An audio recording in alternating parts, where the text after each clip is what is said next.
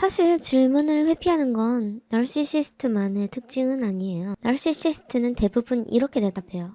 무슨 소리? 어떤 사람? 미치고 팔짝 뛰는 상황에 우리들만 지쳐요.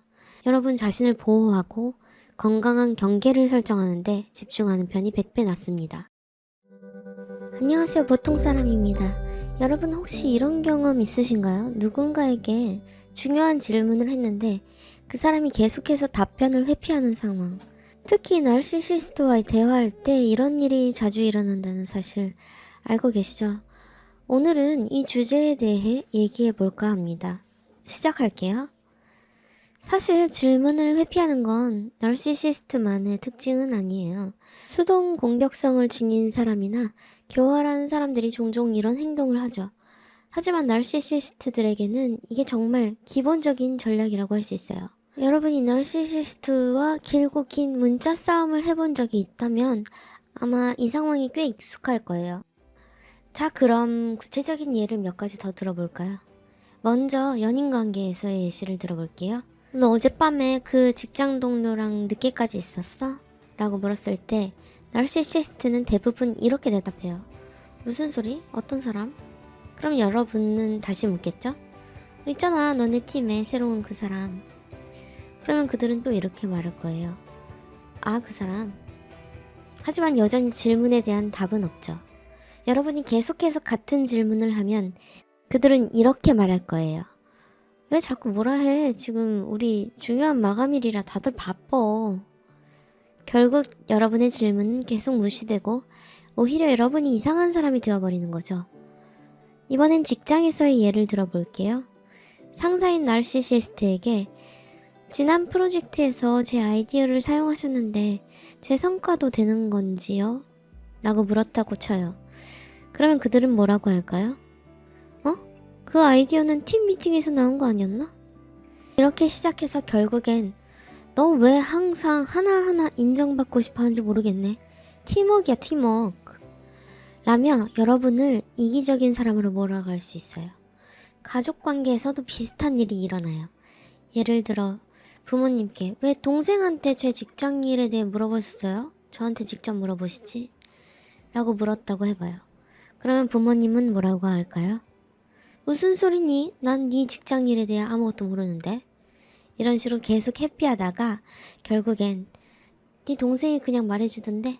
라며 책임을 전가하실 수도 있어요. 또 다른 예로 친구 관계에서의 상황을 볼까요? 지난번에 내가 너한테만 얘기한 비밀이 다른 사람한테 들리더라. 너 왜 그랬어? 라고 물었을 때 나르시시스트 친구는 이렇게 반응할 수 있습니다. 무슨 소리야, 난 그런 적 없는데? 그리고 나서 또 나 왜 의심해?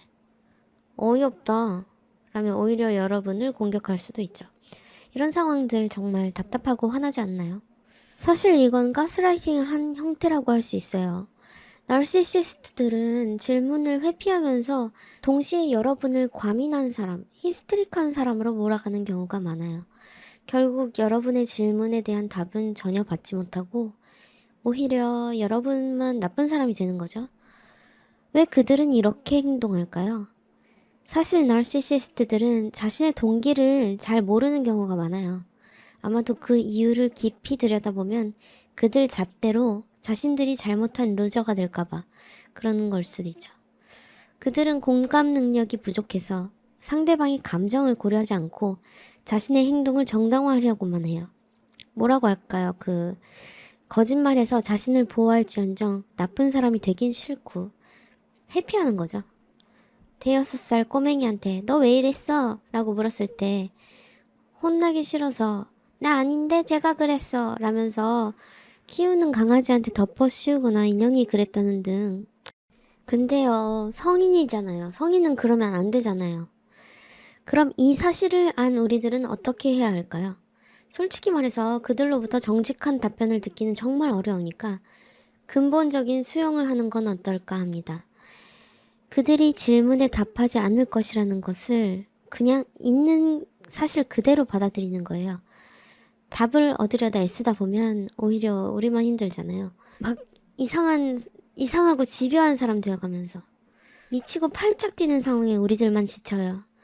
연인과의 관계에서 특히 답을 얻을 때까지 같은 질문을 반복하는 대신 나는 당신의 행동이 불편해. 우리 관계에 대해 진지하게 생각할 필요가 있어. 라고 말하는 게 더 효과적일 수 있다는 거죠. 직장에서는 제 기여를 인정받지 못한 것 같아 속상합니다. 앞으로는 제 아이디어를 제안할 때 최대한 문서화하겠습니다. 라고 말하는 것이 좋겠죠. 결국 나르시시스트들은 대부분의 심리적 자원을 자신의 이미지 관리에 사용해요. 그들에게 진실한 답변을 기대하는 것은 현실적이지 않을 수 있습니다.